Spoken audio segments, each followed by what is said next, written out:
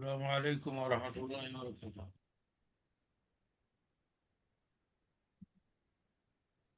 ورحمۃ اللہ۔ وعلیکم السلام ورحمۃ اللہ وبرکاتہ۔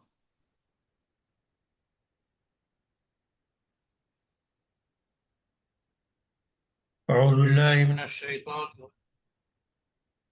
بسم اللہ الرحمن الرحیم۔ یسألونک عن الأهلة قل هي مواقیت للناس والحج وليس البر بأن تأتوا البيوت من ظهورها ولكن البر من اتقى وأتوا البيوت من أبوابها واتقوا الله لعلكم تفلحون۔ آپ سے نئے چاند کے بارے میں پوچھتے ہیں تو کہہ دیجئے یہ لوگوں اور حج کے لیے وقت کی علامتیں ہیں، اور یہ کوئی نیکی نہیں کہ تم گھروں میں پچھلی دیوار سے آؤ۔ ہاں، اصل نیکی ہے پرہیزگاری، اور گھروں میں ان کے دروازوں سے داخل ہو اور اللہ سے ڈرتے رہو، یہ امید لیے ہوئے کہ فلاح یاب ہو۔ اس آیت کا جو پس منظر اشار مفسرین نے ذکر کیا ہے کہ سیدنا معاذ بن جبل اور ایک دوسرے صحابی کے سوال کے جواب میں نازل ہوئی۔ ان دونوں نے حضور صلی اللہ علیہ وسلم سے چاند کے گھٹنے بڑھنے کے متعلق سوال کیا، یعنی پہلی تاریخ کو چاند کتنا باریک ہوتا ہے، دوسری کو اس سے کچھ زیادہ، پھر وہ بڑھتا جاتا ہے یہاں تک کہ 14ویں رات کو کس قدر مکمل ہو جاتا ہے، پھر اس کے بعد ڈھلنے لگتا ہے، کم ہو جاتا ہے۔ تو یہ جو چاند کی کیفیت اور چاند کی صورت مہینے کے شروع میں اور بیچ میں اور آخر میں ہوتی ہے، تو گویا اس کے متعلق چاند کی گھٹنے اور بڑھنے کے سلسلے میں سوال کیا گیا کہ ایسا کیوں ہے۔ تو اس کا جو جواب دیا گیا ہے وہ حکیمانہ اسلوب ہے، اور اس کی وجہ یہ ہے کہ چاند کا گھٹنا اور بڑھنا اس کا تعلق علم ہیئت سے ہے،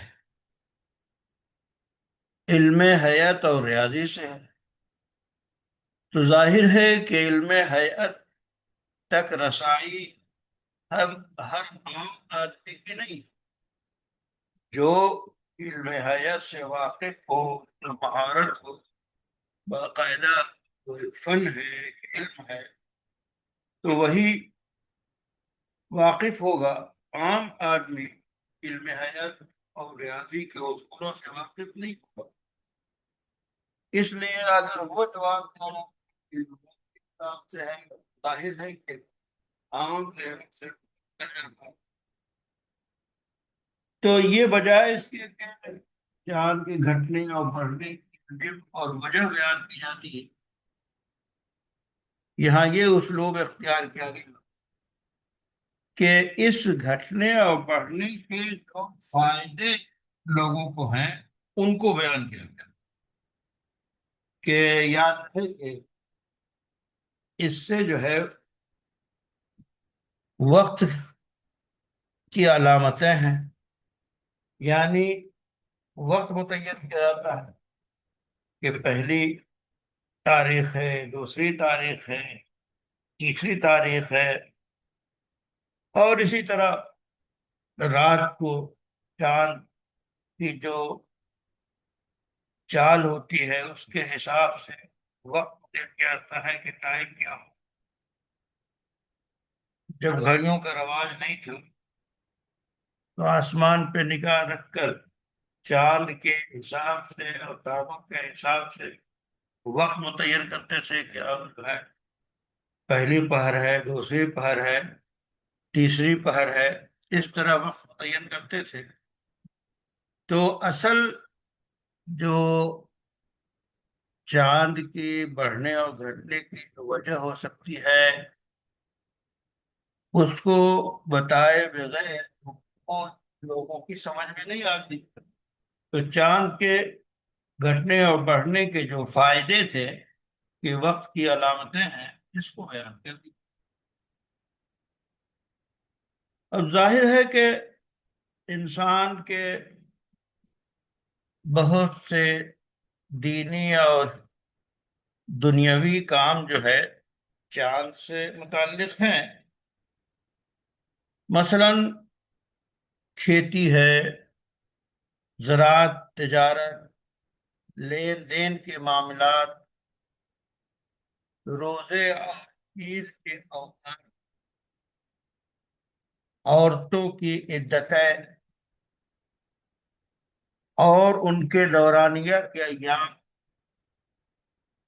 حمل اور دودھ پلانے کی مدتیں، دودھ چھڑانے کے وقت اور حج کے اوقات، یہ سب چیزیں چاند سے معلوم ہوتی ہیں۔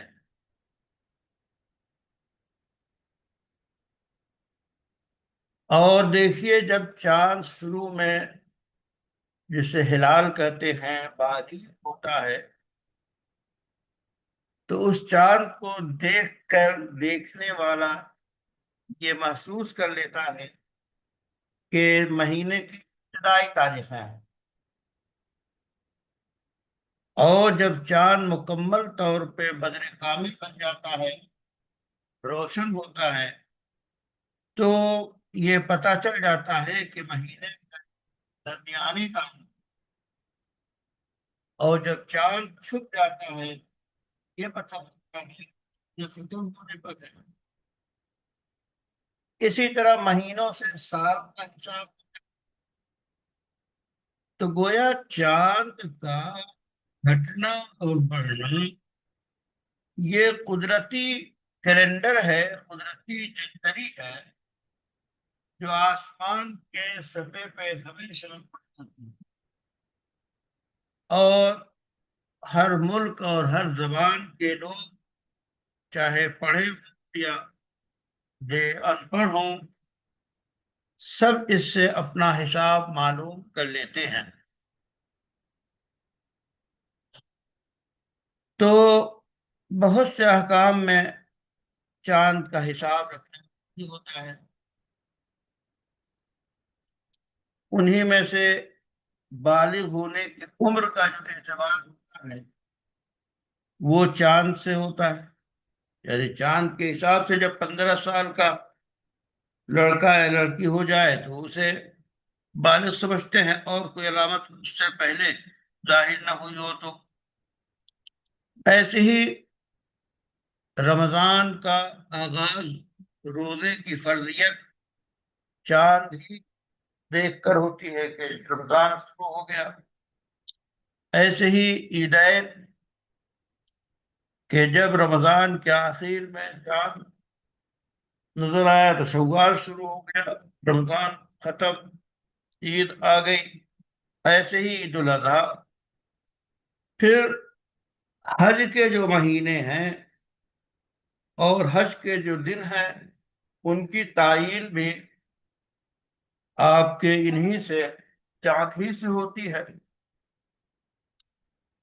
اسی طرح زکوٰۃ کا جو حساب ہوتا ہے وہ بھی قمری مہینے سے کیا جائے، کیونکہ شمسی مہینے سے اگر ایک سال اور قمری مہینے میں دونوں میں فرق ہو جاتا ہے 9 دن کے 10 دن کے، تو زکوٰۃ کا وجوب جو ہے قبلی مہینے سے ہوگا۔ یہ مستحقین زکوٰۃ کے لیے زیادہ نافع ہے۔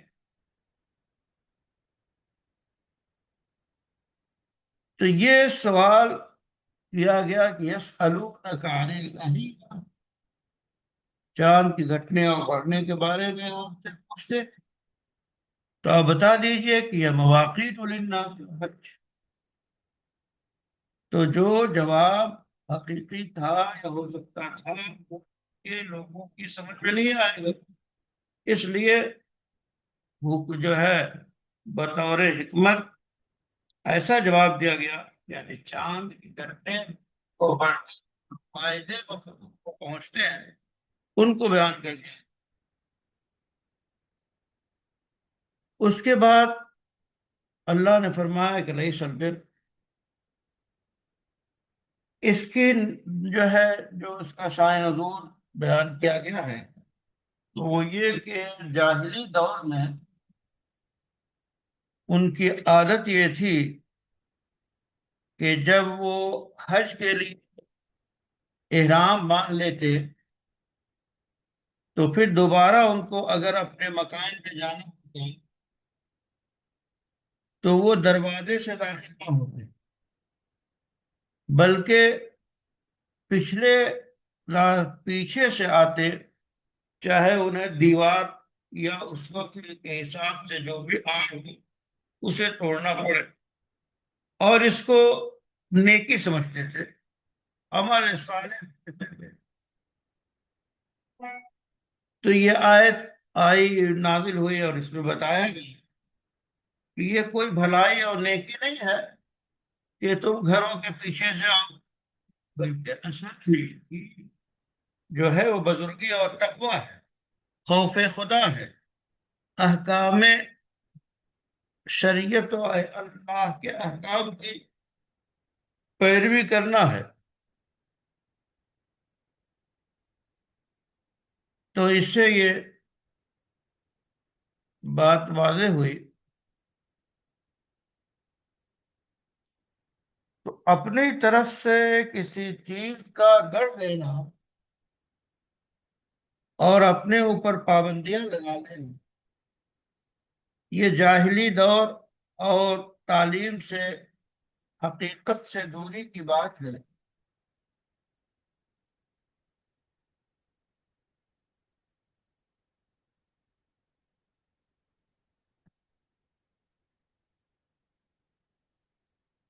اس کے بعد پھر آگے تفصیلات بتائی گئی۔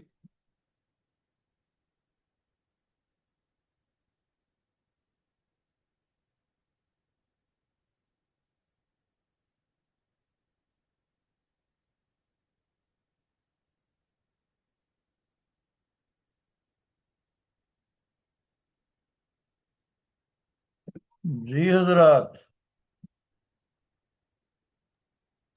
جی جی حضرت،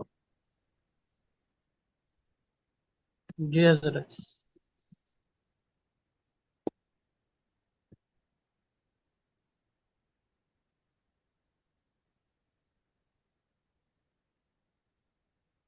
یہ کون ہے؟ پپو؟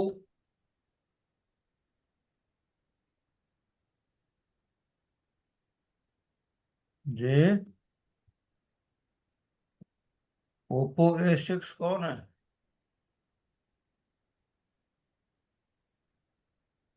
السلام علیکم مولانا، اسماعیل بات کر رہا ہوں۔ اچھا،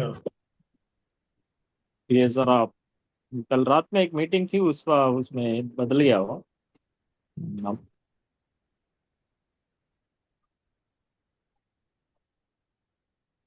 ایک ہی میٹنگ میں تو بہت سی تبدیلی ہو جاتی۔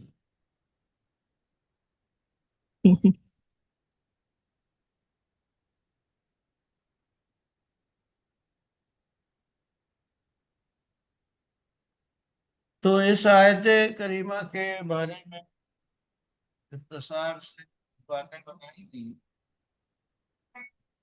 اب اس کے بعد ملا جیون علیہ الرحمہ کے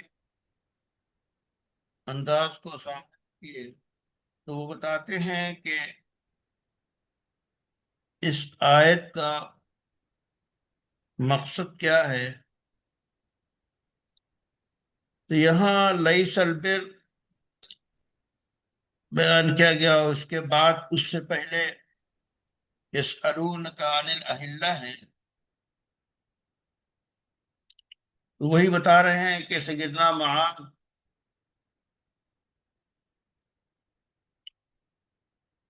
رسول اللہ صلی اللہ علیہ وسلم سے سوال کیا گیا کہ چاند کی گھٹنے یا بڑھنے کی کیا وجہ ہے کہ شروع میں بالکل باریک دھاگے کی طرح ہوتا ہے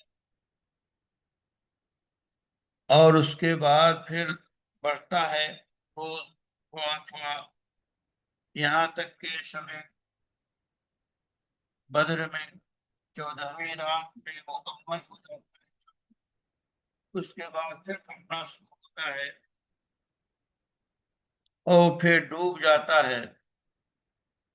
اب دیکھیے اللہ تعالی اس سے واقف تھے کہ یہ لوگ چاند کے گھٹنے اور بڑھنے کی اصل حقیقت کا ادراک نہیں کر سکتے، چونکہ اس کا ادراک علم ہیئت کی جانکاری پہ موقوف ہے.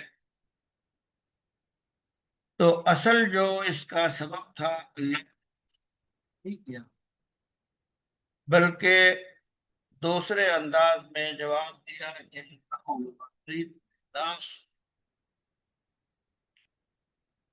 اور پھر کہ یہ وقت شناسی اور لوگوں کے لیے یہ فائدہ ہے اس میں،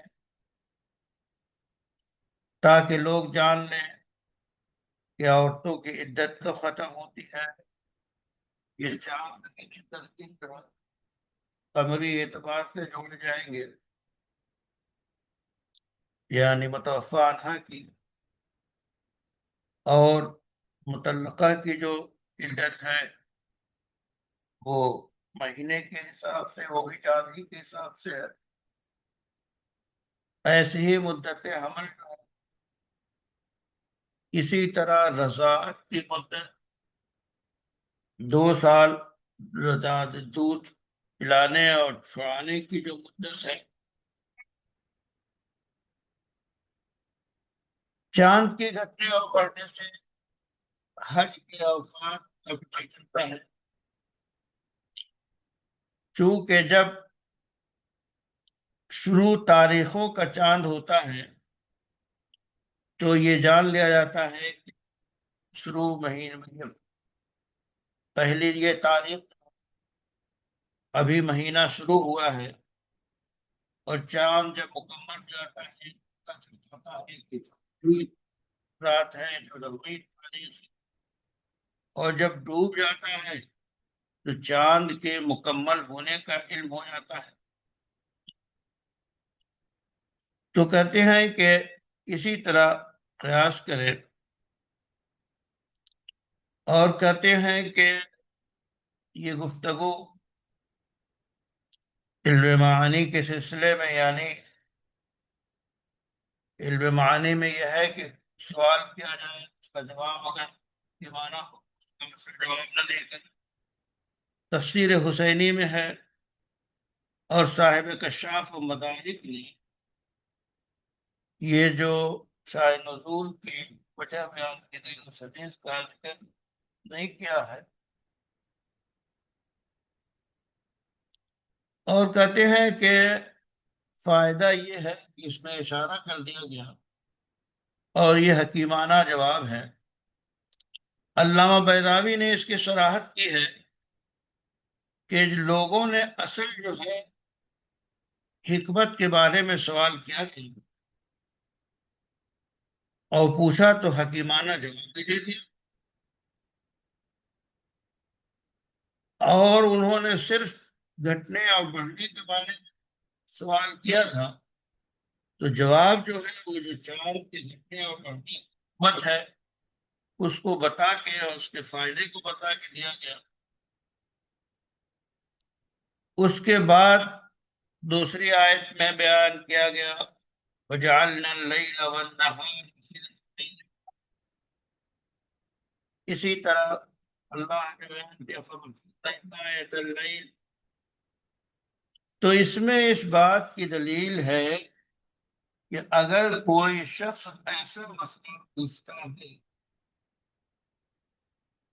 کہ اس کا وہی حقیقی جواب بجائے دوسرا جواب زیادہ موزوں ہے اور اس کو اس کی ضرورت ہے، تو پھر دوسرا جواب ہی دینا چاہیے، اور ایسا جواب دینا چاہیے جو سائل کے لیے موضوع اور مفید ہو، جیسا کہ سیدنا یوسف علیہ السلام سے جب جیل میں خواب کی تعبیر کے بارے میں سوال کیا گیا فقال احدهما انی ارانی اعصر خمرا، تو یوسف علیہ السلام نے تعبیر اس وقت نہیں دی، بلکہ پہلے ان کو جو اس سے زیادہ ضروری چیز تھی وہ بتایا، اور وہ تھی اسلام کی دعوت، اور کہا کہ لا یأتیکما طعام ترزقانہ، کہ ہاں جب وقت آنا کا وقت ہوگا تو پہلے میں بتاؤں گا، اور پھر میں نے اسلام کی دعوت دی، توحید کی دعوت دی۔ تو خلاصہ کلام یہ کہ اصل جو بیان تھا یعنی جواب تھا، وہ جواب نہ دے کر ایسا جواب دیا گیا جو ان کے مفید ہو اور ان کے لیے بہتر ہو۔ اور پھر اللہ تعالیٰ کا یہ فرمان لیس البر، تو کہتے ہیں کہ اس کی تفصیل جو حسینی میں بیان کی گئی ہے وہ ہے کہ جاہلی دور میں جب لوگ احرام باندھ لیتے تو وہ اگر کوئی ضرورت پڑتی گھر میں داخل ہونے کی تو صدر دروازے سے داخل نہ ہوتے، بلکہ ایسا شخص جو ہے فاجر کہلاتا، بلکہ وہ گھر کی کھڑکیوں سے یا پیچھے سے آتے، اور چونکہ ظاہر ہے اس وقت کچے گھر تھے، خیمے ہوتے تھے، اور ان کا شمار اہل وبر میں ہوتا ہے، تو کہتے ہیں کہ یہ تمام لوگوں میں حکم عام تھا، سوائے بنو قریش، اسی تو 5 قبیلے مشہور ہیں، بنو قریش، بنو خزاعہ، بنو عامر، بنو ثقیف۔ تو جب رسول اللہ صلی اللہ علیہ وسلم احرام باندھ کے دروازے سے نکلے اور رفاع انصاری بھی دروازے سے نکلے احرام باندھ کر، اور پھر عرب نے آپ کی پیروی کی اور یہ نام رکھ دیا کہ یہ لوگ فاجر کا اطلاق کیا، تو رسول اللہ صلی اللہ علیہ وسلم نے پھر رفاع سے کہا کہ کیا بات ہے، تم دروازے سے کیوں نکلے اور ان 5 لوگوں میں تمہارا ساتھ کیوں نہیں ہے؟ تو انہوں نے کہا کہ رفاع نے کہا کہ دیکھیے جو ہمارا طریقہ ہے وہی آپ کا طریقہ حق ہے، تو اللہ تعالیٰ نے نازل فرمایا، یعنی یہ جو رسم رکھی گئی کہ چاہے گھر کے صدر دروازے سے داخل نہ ہو بلکہ پیچھے سے آئے، فرمایا گیا کہ وَلَيْسَ الْبِرُّ، یعنی جو تم نے یہ ضابطہ بنا رکھا ہے اور یہ بنا رکھا ہے کہ محرم جو ہیں ان کے لیے حرام ہے، ممنوع ہے، تو کہتے ہیں کہ یاد رکھو کہ حقیقت سمجھو بر کی، نیکی کی، تو یہ کوئی چیز اس کا شمار نیکی میں یا بھلائی کی نہیں، تو اللہ سے ڈرو اور جب گھر میں جانے کی ضرورت پڑے تو صدر دروازے سے آؤ۔ تو جاہلی دور میں جو کچھ راج تھا وہ سب ختم کر دیا گیا، اور اصل مقصد یہی تھا۔ پھر کہتے ہیں کہ یہاں پہ ان دونوں میں مناسبت کیا ہے؟ یسألونک عن الأہلہ اور اس کے ساتھ لیس البر کو جو بیان کیا گیا، ایک ہی آیت میں دو باتیں رکھی گئیں۔ تو کہتے ہیں کہ اس کا جواب یہ ہو سکتا ہے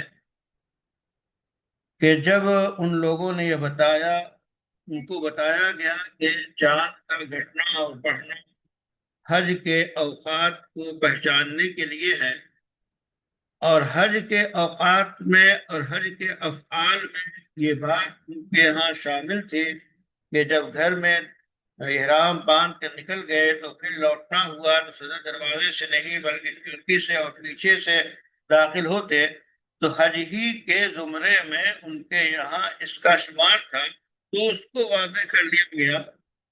اور تو گویا دو باتیں ان کو بتا دی گئی، ایک بات انہوں نے پوچھی تھی اور ایک بات کی طرف ان کا ذہن نہیں گیا تھا۔ اور ظاہر ہے کہ چاند کے گھڑنے اور بڑھنے کا یعنی علم حیات کا علم نبوت سے کوئی تعلق نہیں ہے۔ نبی سے یہ سوال کرنا انجینئرنگ کے بارے میں اور اس طرح کے سوالات جو نبوت سے متعلق نہیں ہے، تو ظاہر ہے کہ وہ انسانی تجربات اور انسانی علوم میں شمار اس کا ہوتا ہے۔ تو اس لیے اس کا جواب اس نبوت سے متعلق جو تھا کہ وہ نیکی کیا ہے، بدی کیا ہے، ان چیزوں کا تذکرہ اور اسی انداز میں ان کو تنبیہ کی گئی کہ اصل پوچھنے کی بات تو یہ تھی، اور تمہیں چاہیے کہ تم ان کی جانکاری کا اور علم کا اہتمام کرتے۔ اور ان کو بتایا گیا کہ سوال جو ہے کیسے کیا جاتا ہے۔ سوال جو ہے خود نصف علم ہے۔ اور پھر ان کی مثال بیان کی گئی کہ اب گھر میں داخلہ صدر دروازے کو ترک کر کے پیچھے سے آنا، یہ کوئی نیکی نہیں ہے، تمہاری گڑھی ہوئی رسم ہے۔ اور یہ تفصیلات علامہ بیضاوی نے بیان کی ہیں، وہ صاحب کشاف نے وہ نقل نہیں کیا ہے، المدارک۔ اور اس کے بعد یہاں پہ یہ کہا گیا کہ جب انہوں نے سوال کیا چاند کے گھٹنے اور بڑھنے کے بارے میں، تو یہ واضح ہے کہ جو چیز بھی ہو رہی ہے وہ اللہ کے حکم سے ہو رہی ہے، اور اللہ کا کوئی وَلَا يَخْلُو فِعْلُ الْحَكِيمِ یعنی حکمہ کہ حکیم کا اور دانا کا کوئی کام بغیر دانائی اور اچھائی لیے ہوئے نہیں ہوتا۔ تو ایسے سوالات ترک کر دیں اور اصل مقصد میں غور کریں کہ نیکی کیا چیز ہے۔ تو یہ کوئی نیکی نہیں ہے، بلکہ نیکی یہ ہے کہ اللہ سے ڈرنا۔ تو جس چیز کو تم نیکی شمار کرتے ہو کہ گھر کے کھڑکیوں سے داخل ہو، تم اس کو نیکی شمار کرتے ہو۔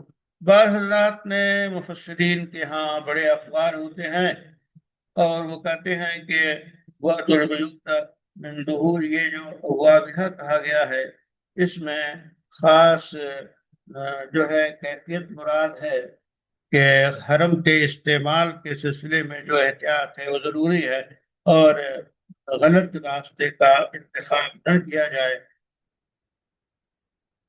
تو یہ بطور کنایہ اس کو بھی بیان کر دیا گیا۔ اور بعض حضرات کہتے ہیں کہ یہاں پہ اہل بیوت سے مراد تو اس سے مراد یہ ہے گویا کہ خاص حرم مراد ہے، یعنی حرم انسان۔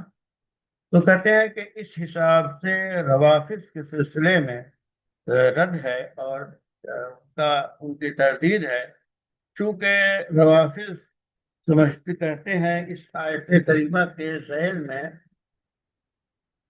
کہ فاتو حرسکم انا شئتم، اس انا کا مطلب کچھ اور سمجھتے ہیں روافظ، تو کہتے ہیں کہ یہ جب آیت آئے گی تو اس وقت اصل گفتگو ہوگی کہ اس سے مراد ظاہر ہے کہ حرف ہے، اور حرف ہی ان سے مراد پڑھنا ہے، اور حرف کی جو مقام ہے وہ واضح ہے، اور جو حرف نہیں ہے وہ واضح ہے۔ اس واسطے روافظ کا یہ تعبیر غلط ہے۔ اور تو بعض حضرات نے وَأْتُوا الْبُيُوتَ مِنْ أَبْوَابِهَا سے یہ بھی سمجھا ہے کہ حرم کا استعمال فطری طریقے سے ہونا چاہیے، غیر فطری طریقہ حرام ہے اور ممنوع ہے۔ تو یہ ملا جیون علیہ الرحمہ نے اس سلسلے میں جو گفتگو تھی وہ مکمل کی۔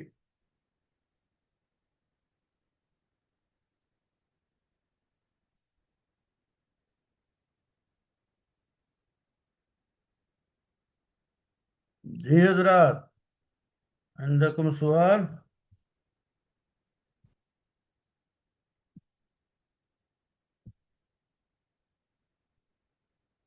آواز صاف پہنچتی ہے؟ جی ہاں حضرت، آواز آ رہی ہے، مہاراشٹر کم آ رہی ہے تھوڑی۔ ہماری نہیں صحیح رہے، نہیں فل جی پرائز آپ۔ بعض علاقوں میں ہوتا ہے بارش کی وجہ سے یا نیٹ ورک کی کمی کی وجہ سے ایسا ہو سکتا ہے۔ یہ اوپو سے کون آپ ہیں؟ اسماعیل صاحب؟ جی السلام علیکم، اسماعیل بات کر رہا ہوں شیخ۔ جی جی، اور جی اس جی، سے کون ہے؟ ٹو ٹوارڈ کون ہے؟ میں ٹو ورڈس قرآن میرا ہی ہے اسماعیل۔ اچھا، اور اس سے کون ہے؟ اوپو سے؟ Oppo A6؟ یہ مستقیم صاحب ہوں گے۔ میرا ہے جی حضرت، یہ اوپو X6 2823 میرا مطلب؟ حضرت، میرا نمبر ہے جی ارے ہاں، موبائل کا، میرا نمبر یہ میرا تو مستقیم مستقیم جی حضرت، جی آپ محمد مستقیم۔ وہ حدیث یاد کیجئے کہ اس نے پوچھا آفصل ہے ان کا انا، اور کہ انا اب میں کب سے لگا رہے تمہیں؟ کچھ کاج کر رہا ہو؟ کچھ کاج؟ اور ارشد خان لم یخن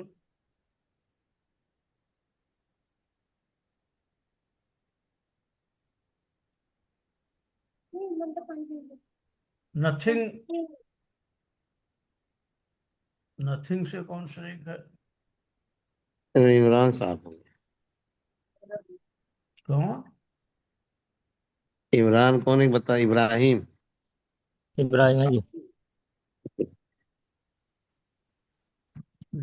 ابراہیم؟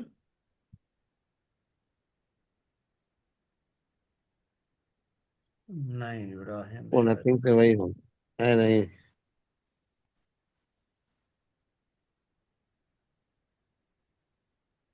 اچھا، وعلیکم السلام۔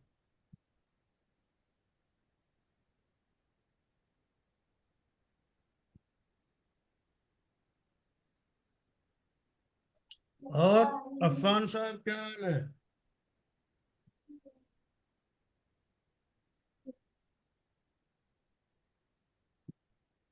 جی حضرت الحمدللہ، نماز کا وقت ہے حضرت، اجازت چاہوں گا۔ جی بالکل، صلی چلیے بھی صلو جزاک کما اللہ۔ رأیتمونی۔